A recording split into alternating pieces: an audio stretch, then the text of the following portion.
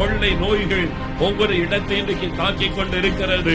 ஒரு கொள்ளை நோய் போனால் அடுத்த கொள்ளை நோய் வருகிறது. எனக்கு அன்பவளை, கடைசி காலத்தில் இவைகள் சம்பவிக்கும் என்று இயேசு கிறிஸ்து சொன்னார். இவைகள் எதை வெளிப்படுத்துகிறது? அவருடைய வருகை சமீபம். நாம் எப்படியும் வாழுவோம். ஆண்டவர் அமைதியா இருப்பார் என்று எண்ணிக்கொண்டிருக்காதிருங்கள். சர்வத்தையும் சிருஷ்டித்த ஒரு தேவன் உண்டு.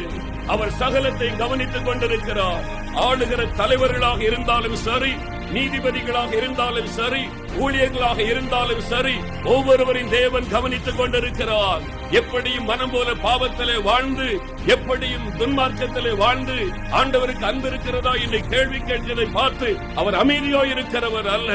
அவர் நீதி உள்ளவர் தேவன். தேவனுடைய நீதி தேசத்திலே வெளிப்படும்.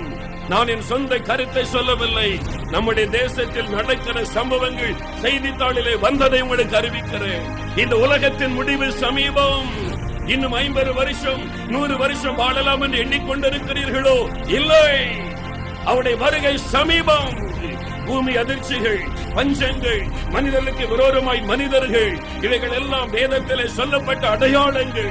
அவருடைய வருகை சமீபம் என்பதை, வேத வசனத்திலே சொல்லப்பட்ட வார்த்தைகள் நிறைவேறுவதை ஒவ்வொரு நாளும் செய்தித்தாள் நமக்கு சொல்லிக் கொண்டிருக்கிறது.